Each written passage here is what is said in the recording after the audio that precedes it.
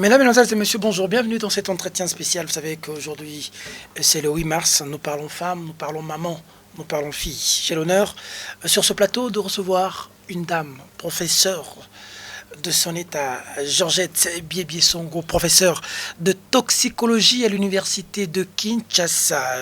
Elle est secrétaire générale adjointe en charge des femmes dans la plateforme Ensemble pour le changement, qui s'est mis aujourd'hui Ensemble pour la République.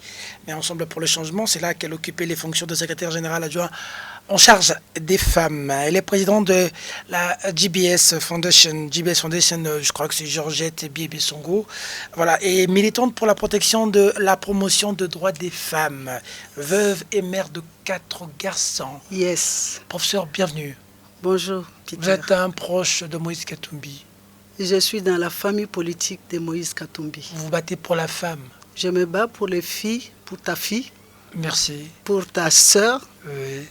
ta nièce, ta cousine, ta femme. Et ma mère aussi. Je me bats pour la maman également. Vous êtes professeur de toxicologie. Yes. Oui. Dans notre pays, beaucoup ne comprendront pas grand-chose. Vous faites quoi exactement en toxicologie? La toxicologie... Tout ce qui est toxique? Oui, c'est la science des poisons. Donc nous étudions le poison parce qu'il y a plusieurs types de poisons.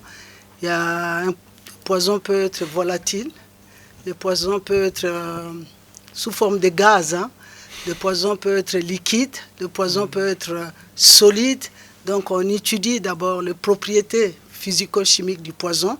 Ensuite, on étudie quelles sont les voies par lesquelles le poison pénètre dans l'organisme, quel est le mécanisme d'action du poison, comment il agit sur les organes dans l'organisme et quelles sont les voies par lesquelles on peut faire sortir, parce que c'est un corps étranger qui est entré dans le corps humain, il faut le faire sortir de l'organisme. Et ensuite, quel est le traitement approprié. Vous soignez du poison? Pardon? Vous soignez du poison? Ce n'est pas nous qui soignons, c'est les médecins qui donnent le traitement. Nous, notre boulot, c'est d'identifier les mécanismes de voilà. la manière dont ça agit. Voilà. Est-ce que vous êtes bien utilisé ici au Congo? Non, malheureusement pas. Pas du tout. Le laboratoire de toxicologie est fermé par manque d'équipement, de réactifs. Vous évoluez comment? Vous enseignez seulement? On enseigne seulement. Et je pense qu'une université sans recherche, c'est une université morte. Nous, ici, on te propose le ministère de la Recherche scientifique, tu vas fouiller, tu vas refuser. Et pourtant, dans les pays structurés, c'est des ministères où on donne beaucoup de financement. Ah oui, c'est des ministères clés où il y a la créativité, il y a les initiatives, il y a la promotion, il y a l'innovation. Mais chez nous... détruire une éducation, détruire un pays, c'est détruire le système éducatif. Oui. Et là, absolument. Absolument. Et moi, j'en suis témoin. Et là, on va parler femmes aujourd'hui. Au niveau mondial, le thème est retenu, c'est le leadership féminin pour un futur égalitaire dans le monde de la Covid-19. Yes. En République démocratique du Congo, le thème, c'est le leadership féminin d'excellence pour une société égalitaire et numérique dans le monde de Covid-19. Que vous inspirent ces deux thèmes? Je commence par le thème national et je commence par le Covid-19, qui est un virus très dangereux, invisible, imprévisible, qui voyage sans visa, sans passeport, qui n'a pas besoin de moyens de transport, des avions pour voyager. C'est un virus qui a causé beaucoup de dégâts humains, qui a ébranlé le système économique mondial. Donc c'est un virus très dangereux. Et je profite de ces micros pour dire que le virus existe. Donc il faut respecter les gestes barrières qui consistent à porter les masques pour couvrir le nez, les yeux, qui sont les organes par lesquels le virus pénètre dans l'organisme. Il faut également se laver régulièrement les mains avec du savon ou bien avec une solution hydroalcoolique, mais il faut respecter aussi la distanciation sociale. Donc le virus, il est là, il a fait beaucoup de dégâts dans notre pays. Il ne faut pas dire que maladie wana ezalité. On parle de leadership féminin, d'excellence pour une société égalitaire et numérique. La société égalitaire, pour moi, c'est une société de droit. Parce que l'égalité, biologiquement, toi et moi, nous ne sommes pas égaux. Nous n'avons pas les mêmes fonctions, nous n'avons pas... Donc, du point de vue sociologique, nous sommes égaux devant la loi pour nos droits. Donc, la société égalitaire ne pourra être effective que quand les droits des uns et des autres seront effectivement La Bible dit, femmes, soyez appliqués. soumises. Il ne faut pas venir contredire la Bible avec des logiques. La Bible dit aussi, hommes, aimez vos femmes. Alors, un homme qui aime sa femme, je ne vois pas comment la femme ne lui sera pas soumise. Donc, c'est réciproque. Quels sont les vrais problèmes aujourd'hui de la situation de la femme, de la fille ou de la mère congolaise? Les vrais problèmes, c'est l'éducation, le manque d'éducation. Cette fille qui ne va pas à l'école, qui ne connaît pas ses droits, qui n'a pas la connaissance. Je crois que c'est le vrai problème. Quand on ne connaît pas ses droits, c'est vraiment un problème. Et pour cela, d'ailleurs, moi, je ne dirai jamais assez merci à mon père qui m'a poussé à l'époque, qui m'a envoyé faire les humanités maths physiques. Après les maths physiques, je suis allé à Lubumbashi, à l'université de Lubumbashi, à 3000 km de chez nous, envoyer une fille de 18 ans. Loin de la maison. Oui, loin de la maison. Mon père était extraordinaire, un visionnaire, un papa exemplaire. Et quand j'ai terminé à Lubumbashi, il m'a poussé encore à aller faire la thèse de doctorat. Donc, le vrai problème, c'est l'éducation.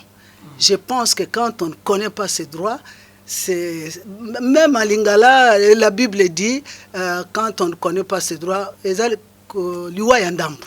qu'aujourd'hui la situation des femmes est reluisante, elle a avancé, ou vous avez encore du chemin aujourd'hui, sur tout le plan, je veux dire? Non, on a encore du pain sur la planche, parce que les femmes qui ont étudié, il n'y en a pas beaucoup. J'ai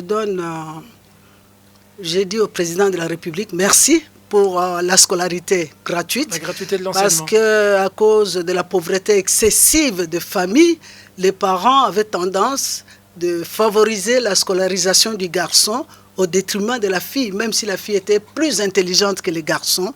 Mais aujourd'hui, avec la scolarité gratuite, vraiment coup de chapeau à ces programmes, mais il faut l'améliorer. Évidemment, il y a beaucoup de choses qui ne marchent pas encore, mais je pense que c'est un bon départ parce que les filles ne pouvaient pas aller à l'école, il n'y avait pas d'argent pour payer l'école. Aujourd'hui, les filles peuvent aller à l'école, mais les fournitures scolaires, les parents sont toujours pauvres. Les parents ne peuvent pas acheter les uniformes, les fournitures scolaires à tous les enfants. Donc, de ce côté-là aussi, il y a un effort à faire. Les infrastructures, les salles de classe. Les salles qui recevaient, je ne sais pas, 40 élèves, aujourd'hui, il y en a 100. Comment est-ce que vous pouvez donner cours à 100 élèves? Donc, de ce côté-là aussi, là, la motivation des enseignants, il faut vraiment motiver ces enseignants qui donnaient cours à 40, 50, 60 élèves, qui se retrouvent aujourd'hui avec 100. Il faut les motiver. Donc ça, c'est un véritable problème. On a commencé à trouver des petites solutions, mais je pense qu'il faut Du point de vue avancer. politique, ça évolue ou? Du point de vue politique, évidemment, ça a évolué un tout petit peu. On parce a vu que moi, récemment une présidente de l'Assemblée nationale qui malheureusement a été défenestrée, a laissé quand même un goût amer au sein de l'opinion, Janine Mabunda. Ouais. Mais elle était quand même à la tête de l'Assemblée nationale. Moi, c'est ça le problème, quand les femmes aussi règnent, c'est la catastrophe après, on dirait. Mais la catastrophe que nous vivons dans notre pays, Peter, ça fait 60 ans, ce pays a toujours été géré par les hommes. Hein.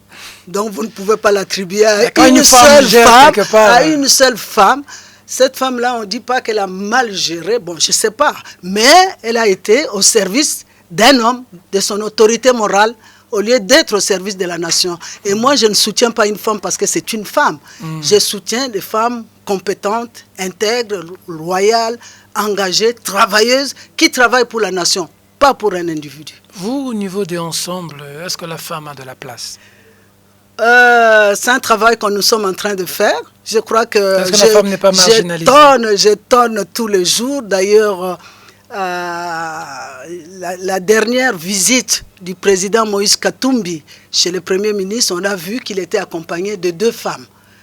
Chose qui ne se faisait pas avant. Je pense que non. Je dis que je suis une voix qui crie dans le désert. Et je vais continuer à crier jusqu'au jour où l'écho de ma voix parviendra aux décideurs, ceux qui ont la capacité de prendre la décision pour faire avancer les droits des femmes. Parce que ce n'est pas normal qu'on puisse négliger 52% de la population. Ce n'est pas normal. Mais si nous avons les droits. La femme dirigerait le pays, dirigerait le monde. Pourquoi vous ne dirigez pas? Parce que femme n'a pas Confiance en femmes. Hein. En Allemagne, qui a dirigé? Angela En Merkel. Allemagne, oui. Qui a Angela dirigé? Merkel. C'est pas une femme, ça? Elle C'est n'a pas bien dirigé. des cas rares. Hein. Elle n'a pas bien...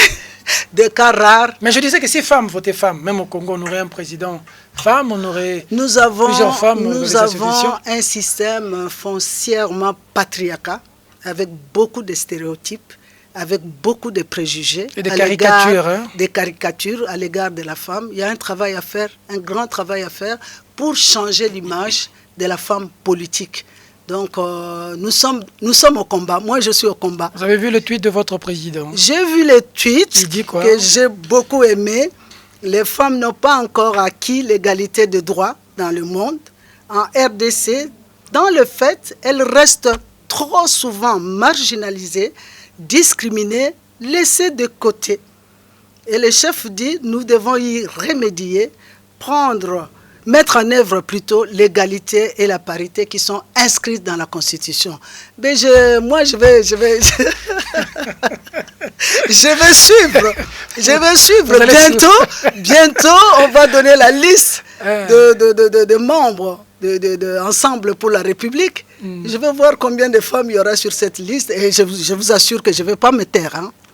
Je ne vais pas me taire. Si le président nage à contre-courant de son propre tweet. Un homme d'État respecte sa parole. Donc vous, avec ce tweet-là, vous vous dites en tout cas... et même le Premier ministre. Le Premier ministre a dit ceci. Vous êtes nos grands-mères, nos mères, nos tantes, nos épouses, nos sœurs, nos filles. Vous êtes des femmes. Vous donnez la vie et l'éducation. Vous êtes indispensables au monde. Nous vous devons amour et reconnaissance. Reconnaissance, c'est quoi? C'est nous mettre là où il faut pour faut pas charmer les femmes. Nation. Hein, on a connu de beaux discours, hein, mais maintenant il faut... Mais justement, à l'époque du... On a beaucoup trompé les femmes avec des discours, surtout que la femme aime beaucoup. Je sais, un artiste et musicien a dit, moi si les autres qui n'avaient pas mato et kufa avant pour toko sipe ba maman trop ba discours les trop. Mais justement, je pense que époque où on a oko sa ba maman pe les qui, c'est derrière nous, mais nous maintenant nous sommes au front. Tozana bitumba. Mais je pense qu'on va agir en conséquence. Vous allez faire quoi en conséquence? On ne peut pas dévoiler nos stratégies ici sur un plateau de télévision. Ah ok, d'accord. Oui. Vous êtes ensemble, j'ai dit tantôt, vous êtes responsable des femmes, mais ensemble pour les changements. Hein. Ensemble pour la République, pas encore? C'est comment ça? Non, Ensemble pour la République, on n'a pas encore fait la sortie officielle, donc il n'y a pas encore de nomination, à part le président lui-même, le secrétaire général qui a été nommé, mais qui n'est pas encore notifié, et puis il y a les comités des sages. Le secrétaire général, actuellement, c'est... Honorable Dieudonné Bolenge-Tengue. Oui. Qui vient en remplacement de l'honorable Pierre Lumbi, que son âme du vénérable Pierre Lumbi. Voilà, que son âme, j'ai beaucoup travaillé avec lui depuis la conférence nationale souveraine. Le Congo aura perdu... je suis de l'école de Pierre Lumbi. Le Congo aura perdu une tête. Oui, c'est vrai. Un stratège. Un véritable stratège. Un stratège, oui. Indispensable. C'est un ami de la famille. Qui reste irremplaçable d'ailleurs, malheureusement. Mais bon. Non, il sera toujours remplacé. Sera toujours remplacé. D'accord. Pressenti, responsable des femmes au niveau de l'ensemble? Je ne sais pas. Moi, je ne milite pas pour un positionnement ni pour un poste. Je milite pour que le droit des chances, plutôt le droit des femmes, avance. On dit que vous êtes pressenti là-bas. Pressenti où? Ça s'époigne déjà. Vous êtes candidat vraiment, pour diriger Peter, les femmes, je suis dans le combat depuis plus de 20 ans. Et souvent, les hommes me demandent, mais tu es où? Qu'est-ce que tu as eu? Je dis, moi, je milite pour vos filles, pour vos mères, pour vos épouses, pour vos cousines, pour vos nièces. Et ma joie sera parfaite. Vous serez intéressé d'être responsable des femmes au niveau de l'ensemble? Vous serez intéressé ou pas? Je continue le combat, n'importe où, là où on me mettra. Moi, un parti politique ne peut pas me contenir. Je mène le combat des femmes congolaises. Est-ce que ce ne sera pas aussi un poids, qu'est-ce que j'ai dit, un poids pour vous de vous occuper des femmes d'un parti qui va avoir de l'ancrage dans tous les pays? Est-ce qu'il ne faudra pas du sang neuf et vous, rester du côté de sage? Vu le poids de l'âge, ce ne sera pas lourd pour vous? Dans le combat de droit, il n'y a pas le poids de l'âge, c'est l'esprit. Nous avons vu Mandela travailler jusqu'à la veille de sa mort. Donc, ce n'est pas une question de l'âge. On a vu, il y a des jeunes qui ne sont pas engagés, qui ne s'intéressent pas du tout à leurs droits, à la situation politique du pays. Donc la jeunesse, c'est dans la tête, c'est l'esprit, c'est pas... Mais il y a des endroits où il faut descendre sur terrain, à Boutembo, j'étais à Béni, il faut marcher, ça demande aussi de la force physique. Peter, j'ai participé vous avez la force intellectuelle. J'ai participé... Vous êtes intelligente, mais est-ce que la force physique aussi... Bon, Peter, j'ai participé à toutes les marches ici dans cette ville. J'ai avalé des litres et des litres de gaz lacrymogène. J'ai même attrapé une balle en caoutchouc le 31 décembre 2017. Je suis sur avec terrain. La Senco, avec le suis CLC. Sur terrain. Le 13 juillet 2020, j'étais à l'échangeur de Limité. Quand on a marché contre Ronsard, j'étais là. J'étais là. Je suis sur terrain, je ne suis pas encore fatigué. Je ne dis pas qu'il faut absolument que j'occupe des places, mais je fais ce que je fais par amour pour mon pays et... C'est ma mission de mener la lutte pour les droits des femmes. Pas pour moi particulièrement, mais pour les femmes congolaises. D'où qu'elles soient. D'où qu'elles soient. D'où qu'elles soient. De gauche, de droite, de toutes les composantes de notre pays, telles qu'on les connaît. On mène la lutte pour que la femme congolaise trouve un cadre juridique établi, un cadre politique établi. D'où qu'elle vienne. Parlons politique. Avez-vous suivi les évêques? Les évêques, oui. Vous avez suivi leur déclaration? Moi, je suis toujours les évêques et je suis toujours d'accord avec... Oui. La réplique de la présidence et ensuite mais je pense que la personne a été désavouée. La réplique, celle qui a fait la réplique. La réplique. Désavouée comment? Je pense qu'elle a été désavouée parce qu'elle a été remplacée. Et puis après, on a suivi aussi Augustin Kabouya recadrer les évêques, hein? Le secrétaire général de l'UDPS. Le secrétaire général de l'UDPS, c'est un chef de parti politique, ce n'est pas une autorité politique. Ce n'est pas une autorité. Il donne son point de vue. Et nous, on respecte le point de vue de chacun. Le patriarche Kitengeyezou aussi a mis en garde les évêques, hein, qui doivent se taire, sinon... Bon, lui, qu'est-ce qu'il peut... Lui, c'est un moboutiste, hein, qu'est-ce qu'il peut proposer? Il a dit qu'un chef, ça se respecte, ce n'est pas négociable, donc... Il promet... C'est de la vieille époque, ça. Il promet la foudre. C'est de la vieille époque, ça. Je pense que le chef de l'État n'a pas besoin de ça. C'est mon point de vue. Le chef de l'État a besoin de quoi? Le chef de l'État a besoin de faire la politique telle qu'il la conçoit. Il voit le problème de cette nation. Je pense qu'aujourd'hui, c'est la sécurité. On doit sécuriser notre pays. Parce que, Peter, moi, je vais dans des conférences régionales et internationales. La façon dont on parle de notre pays... Vraiment, il faut congolaise. On est mal vu la sécurité, l'insécurité. Toutes ces femmes congolaises qui tombent à l'Est, les filles qui sont violées, nos mamans qui sont violées, qui tombent à l'Est. Je pense que ça, c'est important. Il faut parler de la sécurité, il faut parler des réformes institutionnelles. On ne peut pas continuer avec les systèmes que nous avons. Il faut parler aussi de l'économie. Il faut que notre économie soit une économie de production pour qu'on s'occupe du social. Mais le reste, là, je pense que les gens qui ont le beefsteak en bouche, ils ne voient pas la misère du peuple, donc ils se préoccupent vous aussi, vous allez rejoindre ces gens qui sont beefsteak en bouche, non? Vous deux ensemble, vous allez envoyer la liste et vous viendrez vous tous dans ces beefsteaks. Et on saura qu'est-ce que vous allez dire après. Il y en a qui sont là-bas, qui ont peut-être les beefsteaks, mais qui travaillent aussi pour le pays. Il y en a. Je ne veux pas citer les exemples, mais j'en connais qui ont le beefsteak, qui ne sont pas allés là-bas pour le beefsteak. Les beefsteaks, c'est normal, hein? Les beefsteaks accompagnent la fonction, mais on ne va pas là-bas rien que pour le beefsteak. Si on y va rien que pour le beefsteak, on ne laissera jamais son nom. Il faut laisser des empreintes. Il faut laisser des empreintes, il faut laisser des marques. Si Sabidimbu. Joseph Kabila Raïs, c'est Sabidimbu. Enfin, l'expression était bonne, mais mal utilisée. La matérialisation a posé problème. Ouais. Mais 2023, sinon, c'est une bonne... En tout 2023, cas, obligation d'élection ou par rapport aux contraintes de Covid et tout, et puis on commence les recensements. On peut aller à 2025, 2026. Moi, je n'en fais pas un point de fixation. Commençons d'abord par travailler. Pourquoi est-ce qu'on passe notre temps à parler élection? Pendant 5 ans, 6 ans, on va parler des élections. Pourquoi on ne s'occupe pas de la sécurisation du pays? de l'éducation, de l'économie. Pourquoi est-ce que tout le monde est vraiment borné sur les élections, les élections? Je n'en fais pas un point de fixation. Parce que les élections, c'est la 3e fois, non, qu'on les a organisées. Est-ce que ça a changé quelque chose dans ces pays? Je ne pense pas. Un mot pour les femmes. Qu'on travaille. Un mot pour les femmes dans l'Est, les filles dans l'Est, violées. Les filles, je suis allée à Béni. Je suis allée plusieurs fois à Béni dans le projet Ebola avec le professeur Mouyembe.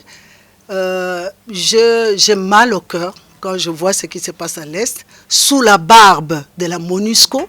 Qui est là depuis des années. Ah oui, le Béni est sous occupation. Et quand les rebelles, les soi-disant rebelles, ou je ne sais pas, les groupes armés viennent attaquer le soir, on ne voit aucun véhicule de la MONUSCO. C'est le lendemain qu'on voit les véhicules, les chars de la MONUSCO défiler dans les rues de Béni. On dirait un défilé de mode. Donc, j'ai pitié, j'ai mal dans mon cœur pour ces filles qui tombent, pour ces femmes qui tombent, pour des raisons, des agendas cachés. Et je pense, comme je l'ai dit, la priorité, la préoccupation du chef de l'État, ça doit être d'abord sécuriser les pays. Parce que si on ne sécurise pas le pays, on dirait que c'est entretenu volontairement. Les investisseurs ne viendront pas. Les investisseurs ne vont pas là où il y a du bruit de bottes. Très bien. Et donc, c'est la sécuriser le pays. Je ne comprends pas cette attitude de la MONUSCO. Le soir, on attaque à 19h, il n'y a personne. Et la journée, on voit des chars de la MONUSCO défiler dans les rues de Béni. Il y a des agendas cachés. Ne me dites pas que vous êtes en train de disculper les FARDC qui devaient aussi intervenir. Non, je l'ai dit, mais les FARDC, les pauvres, ils n'ont pas de moyens. Les autres, ils sont équipés. Quand tu descends à l'aéroport de Béni, mais quand tu vois les chars qu'il y a là-bas, les FARDC, qu'est-ce qu'ils ont comme équipement? Ils n'en ont pas. On est un pays occupé, sous occupation. Pour moi, oui. Pour moi, oui. Ngwanda, président de la Pareco, le clame toujours. Mais je crois qu'avec ce que vous dites ici, il faudrait quand même dire que Ngwanda, quand il le dit tous les jours, il n'a pas très tort. Moi, je ne partage pas souvent les analyses de Ngwanda parce que là, il n'a pas lui tort. aussi, il est parmi les gens qui a fait qu'on se retrouve dans la situation où on est aujourd'hui. Mais ils ont quitté depuis 1997. Mais on continue à payer. On continue à payer les conséquences de cette mauvaise politique-là qu'ils ont menée dans notre pays. Sous le Ngwanda et Mobutu Terminator. Ici, on n'était pas on l'avait surnommé Terminator. Mais ils étaient là dans le pays. Ils occupaient des postes importants dans le pays. Pas avec nous comme ça, avec Mobutu. Ils étaient là. Ngwanda a raison de se fâcher. Mais ils étaient là. Ils étaient en train bien avant. On est à la fin. La femme. Ouais. Si je vous disais de dire un mot, d'abord pour la femme. Cette femme qui, au foyer, mais qui travaille. Oui. Qui doit laisser son foyer aller travailler, revenir s'occuper du foyer. On dirait que les femmes ont une lourde responsabilité. La maman maraîchère qui vend pour faire étudier les enfants, revenir à la maison, s'occuper encore du foyer. Ouais. Est-ce que nous ne devons pas tout aux femmes, surtout aux mamans? La femme, c'est un être extraordinaire. On parle de la femme aux 1000 bras. Je pense qu'elle a effectivement 1000 bras. La femme travailleuse, la femme mère, la femme épouse. Elle doit aller au travail, elle revient, elle trouve un mari compliqué comme Peter Tiani qui t'emmerde encore. Je pense que c'est une organisation et c'est des choses qu'il faut accepter. Moi, j'enseigne, mon mari enseignait, mais quand on rentrait à la maison, tous les deux, je passais à la cuisine pour voir si ce qu'on avait préparé, c'était bon. Mais aujourd'hui, avec la parité, ça devient compliqué. La parité... Comment s'expliquer à l'homme à la maison tu n'as pas de leçons à me donner? Peter, ça c'est... Aujourd'hui, on assiste à beaucoup de divorces. Il faudra me donner toute une émission pour que j'explique cela. On va revenir encore. Ça n'a rien à voir. La famille et la parité, ça n'a rien à voir. Je pense que rien ne peut remplacer une famille. C'est une institution. Et un pays fort est composé de familles bien équilibrées, de familles fortes. Rien ne peut être au-dessus de la famille. Le travail ne peut pas être au-dessus de la famille. L'argent ne peut pas être au-dessus de la famille. L'argent et le travail concourent au bien-être de la famille. Il faut que les femmes le comprennent. Ça n'a rien à voir. Ça n'a vraiment rien à voir. On assiste aussi à beaucoup de divorces aujourd'hui parce que la femme est étudiée qui travaille, commence à imposer aussi à l'homme. Hein. C'est la parité, attention, droit de la femme. Non, la parité... Je suis fatigué, je viens du boulot. Toi aussi, va dans la cuisine travailler. mais c'est ridicule, Peter. Ça, c'est ici, chez nous. Mais en Europe, les hommes font la cuisine, les hommes nettoient les maisons, c'est pas un problème. Les hommes s'occupent des enfants, c'est pas un problème. Ça va, les choses vont évoluer, les choses vont changer. Mais je ne peux pas accepter qu'un ménage, que les gens divorcent parce que la femme travaille. Il faut trouver, dans les mariages, il faut beaucoup de compromis hein, pour trouver l'équilibre. Il faut beaucoup de compromis, pas de compromission, mais des compromis. Et la famille, c'est très... Si on a autant d'enfants chégués, autant d'enfants dans la rue, c'est parce qu'on n'a pas de famille équilibrée. C'est parce que ces enfants-là ne se retrouvent pas dans un milieu où ils sont aimés, où ils sont encadrés, où ils sont pris en charge. Le papa est parti, la maman est partie. Donc la famille, il faut repenser à reconstruire des familles solides dans notre pays. Même si la femme travaille, l'argent ne va jamais remplacer la famille. Le travail ne va jamais remplacer la famille. Ce sont des outils qui vont concourir au bien-être de la famille. Que pensez-vous de la première de femmes congolaises, Denise Nyakiro Tshisekedi? Bon, je la vois dans beaucoup d'actions, mais moi je viens de l'opposition. Elle n'a jamais fait un pas vers les femmes de l'opposition. Je pense qu'elle est la mère de la nation. C'est pour tout le monde, c'est pour tous les Congolais. Elle doit être au-dessus de la mêlée. Mais je viens de l'opposition. Hein. Maintenant, peut-être qu'on va entrer dans l'union sacrée, peut-être qu'on va l'approcher, peut-être qu'on va bien... Elle ne fait pas de pas vers... Non, non, en tout cas, nous, elle devait faire quoi, ça fait 2 ans. Mais elle pouvait nous recevoir aussi, échanger avec nous. Les femmes de l'opposition. Oui, les femmes de l'opposition. Mais quand il y a des activités, quand il y a des projets, quand il y a des programmes, il n'y a jamais de femmes de l'opposition dedans. Mais elle doit être au-dessus de la mêlée. Elle est la mère de toutes les Congolaises et de tous les Congolais, même les gens de l'opposition. Pourquoi on ne les reçoit pas? Pourquoi le chef de l'État ne reçoit pas les femmes de l'opposition? Pourquoi? Parce qu'on est de l'opposition, mais c'est notre pays, c'est notre patrimoine à nous tous. Donc, moi, je la sens pas. Je la sens pas. Peut-être dans l'union sacrée, j'aurai l'occasion. Peut-être j'aurai l'occasion et je le lui dirai. Si j'ai l'occasion un jour de la rencontrer...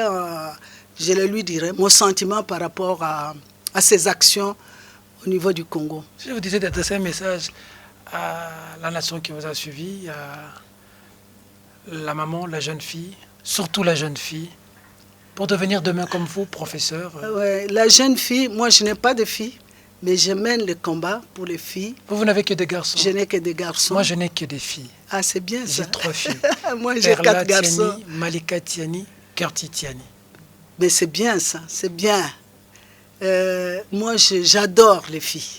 J'adore les filles. Je n'en ai pas eu, mais j'en ai maintenant en politique.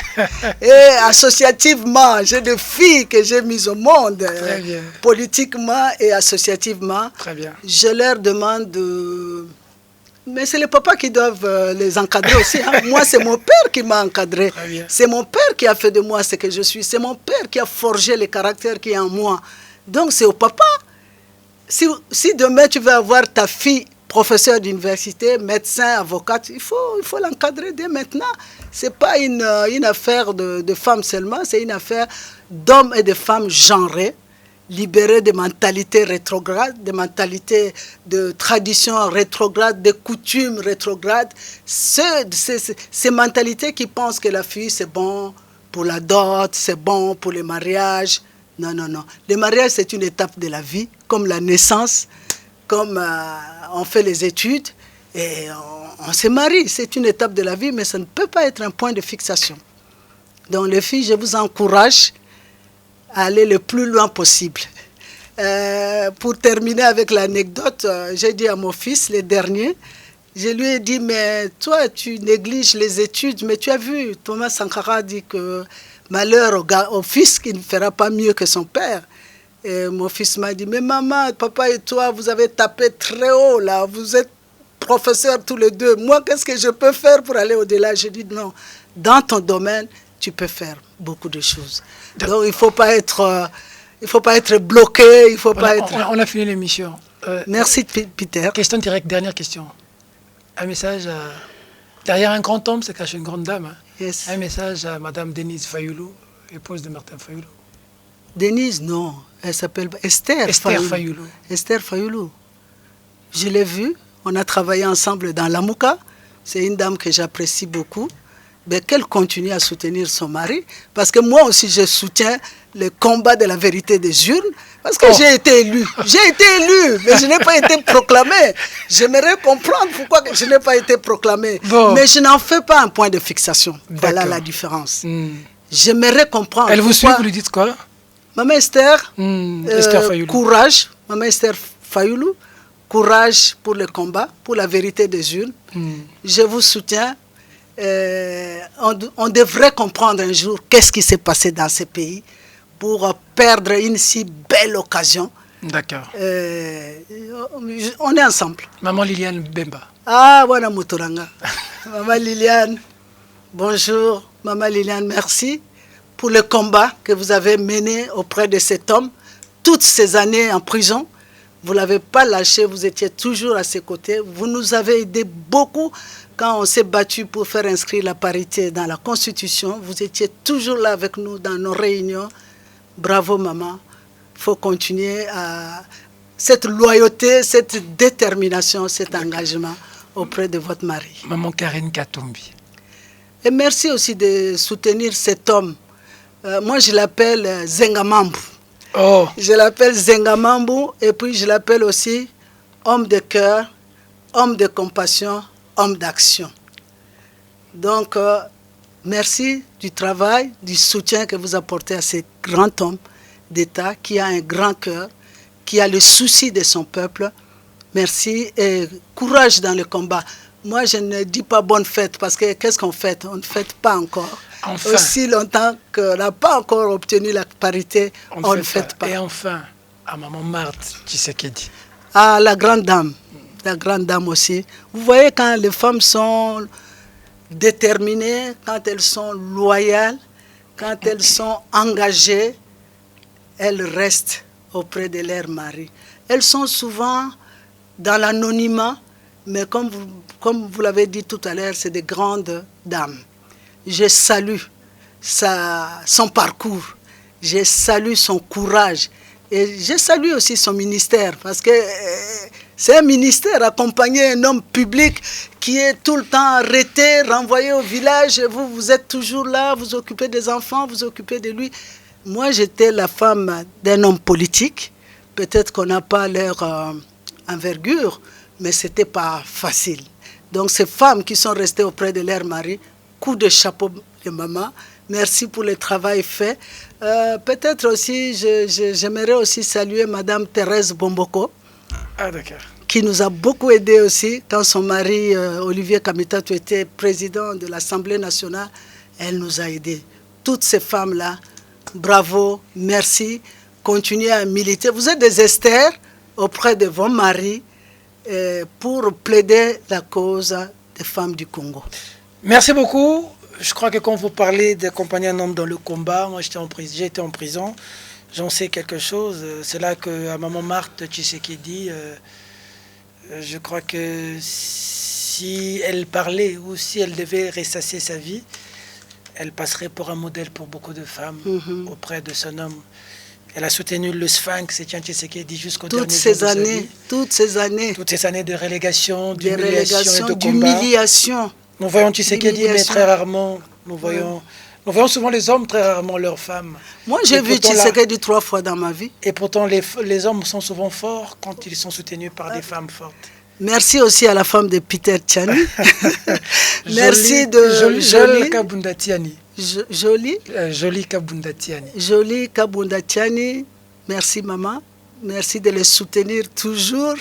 Merci d'être toujours à ses côtés. Merci de prier pour lui. Merci de lui donner aussi des idées pour qu'elle continue à bounder là-bas. C'est surtout que vous n'avez que des filles pour le moment. Donc vous avez intérêt plus que moi pour bounder là. Pour que lobby, ceux qui balingi, basa la politique, ceux qui balingi, ceux qui basent le droit d'être promu, basa la promu sans passer par le canapé. De la promotion canapé. Non, sans passer même par la Point promotion, sexuellement ni le point sexuellement transmissible. Merci donc, beaucoup. Il faut tout un sujet sur la femme avec vous. Oui, il faut à l'abri de toutes les choses en ayant un cadre juridique. Parce que état de droit, au sali en côté, dans le bois. Mesdames, grand merci à Samuel Tiani qui nous a tenu compagnie, à Olo Gertrude avec nous, à Seda Business. Et enfin, demain de mettre l'indomptable Arnold Massamba. Mesdames, Mesdemoiselles et Messieurs, cette émission est terminée. Au revoir.